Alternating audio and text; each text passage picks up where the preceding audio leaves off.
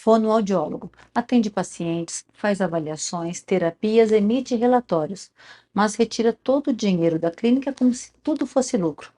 Aqui eu vou te explicar o que é Prolabore e porque ele não é a mesma coisa que distribuição de lucros. Entender isso é o que separa o fonoaudiólogo de uma clínica estruturada e preparada para crescer. No momento do registro do seu CNPJ, nasce outra pessoa, a jurídica, e você, mesmo tendo seu CPF vinculado, é outra pessoa, a física, e você não tem nada a ver com as obrigações, prestações de contas e os riscos da empresa registrada.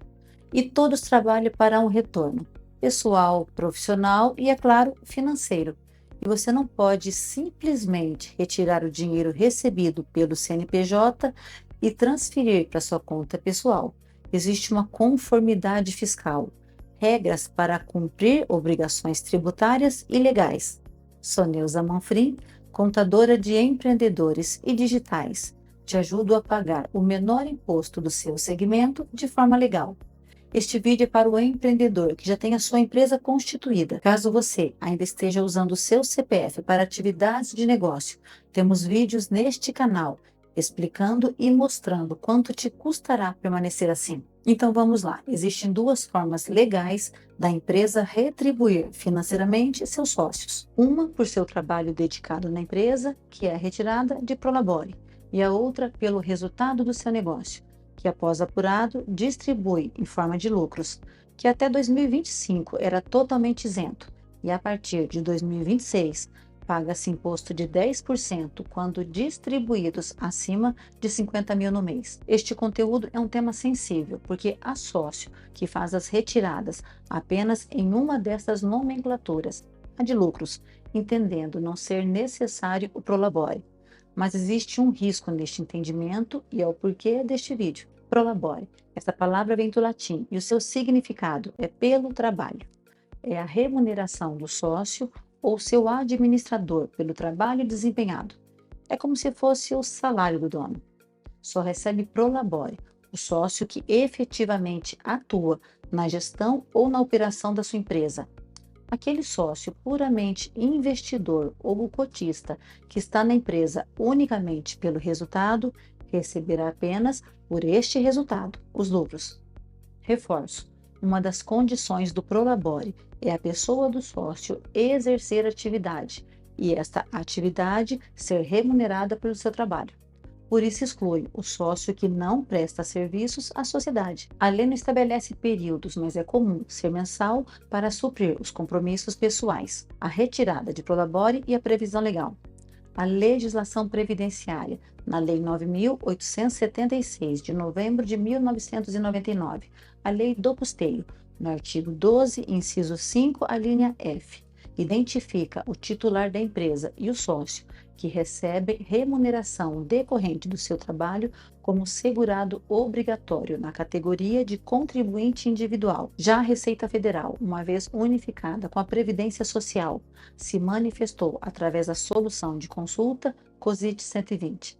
O fato gerador da contribuição previdenciária ocorre no mês em que for paga ou creditada a remuneração do contribuinte individual, sendo obrigatória a discriminação desta, que é paga pelo trabalho, daquela, que é a distribuição de lucro. Pelo menos parte dos valores pagos ao sócio que presta serviços à sociedade terá necessariamente natureza jurídica de retribuição pelo trabalho, sujeita à incidência da contribuição previdenciária no percentual de 11%. A importância do Prolabore, que além da previsão em lei, é por ter a contribuição do INSS que garantirá a cobertura dos benefícios previdenciários, auxílios como acidente, doença, reclusão, aposentadorias, pensão por morte e salário maternidade da empresária. Então, a grande diferença do Prolabore são os impostos, e são eles: a contribuição ao INSS, que comentamos, alíquota 11% sobre o valor do Prolabore.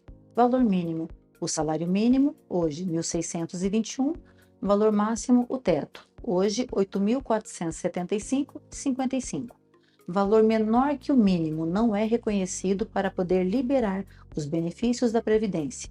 E valor maior que o teto é pagar à toa, porque o INSS só te repassa até aquele valor. O imposto de renda retido na fonte, IRRF, incide sobre o valor recebido pelo sócio, descontado antes o valor do imposto do INSS. A alíquota é progressiva, vai aumentando conforme o valor da sua retirada. Desde janeiro, é isento até 5.000 e acima deste valor pode chegar a alíquota máxima de 27,5%. Para as empresas não optantes do Simples Nacional, exceto para as enquadradas no anexo 4, acrescenta 20% de INSS patronal. O risco em não fazer a retirada de prolabore são as possíveis autuações, que já está acontecendo, por haver a confusão com a transferência de distribuição de lucros. Inclusive, não pode distribuir lucros a empresa que tem impostos em atraso, passível de multa. Lei 11.051, de dezembro de 2004, artigo 17. E há quem defende não haver a obrigação de fazer o pagamento de prolabore, mesmo previsto em lei. É perfeitamente adequado nas situações em que nenhum valor é repassado ao sócio, mas não é cabível quando, de fato, houve a retribuição pelo trabalho. Não há lei que limite quanto um sócio que presta serviços à sua empresa deve receber como prolabore. Existe a prática de um salário mínimo, que é o valor que a legislação prevê para que haja a incidência da contribuição previdenciária.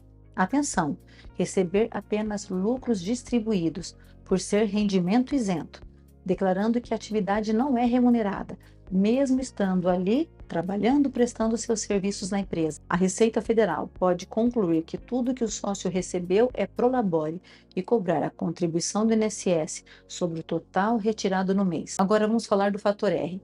Empresas enquadradas no regime do Simples Nacional podem estar entre 5 anexos, cada anexo com alíquotas específicas, e para saber em qual estar entre estes anexos é através do seu CNAE, que é o código que identifica a sua atividade econômica, que pode ser a principal ou secundária, e por força de lei, as atividades de profissão regulamentada, serviços que exigem alto grau de especialização, cunho intelectual ou científico se enquadram no anexo 5, que inicia com um percentual de 15,5%, o maior percentual dos anexos do Simples Nacional, mas a legislação permite que empresas tenham a possibilidade de alternar o anexo com imposto menor, o anexo 3, que neste o percentual é de 6%. Para que isso aconteça, deve levar em consideração quanto do seu faturamento são gastos com folha de pagamento, que inclui o prolabore, não os lucros, o prolabore. E para esta situação, deve ter um olhar atento, um planejamento fiscal para estar neste anexo mais vantajoso e garantir o menor imposto. E como conclusão, há momentos em que é plausível não ter o recebimento de prolabore, no início das atividades, numa fase com dificuldade financeira, em que pausa ou diminui o valor da retirada para manter a cobertura da Previdência Social e a conformidade legal, e complementa via distribuição de lucros, se a empresa estiver regular, com os impostos. Ambas as rendas são retribuições ao sócio, uma de natureza remuneratória pelo seu trabalho e a outra relacionada ao resultado da empresa. Esta diferenciação deve ficar muito clara. Olhe o risco, não entender isso, caso não conste discriminado na contabilidade o que é remuneração do trabalho e o resultado do negócio, os lucros apurados, a contribuição previdenciária pode incidir sobre o total retirado no mês, como já comentamos. Caso queira mais informações, deixe um comentário ou entre em contato, será um prazer ajudar você. E nos apoie, se inscreva em nosso canal, deixe seu like e compartilhe, sempre tem alguém fazendo errado ou com dúvidas sobre este assunto. Um grande abraço, sucesso para os seus negócios e até o nosso próximo encontro.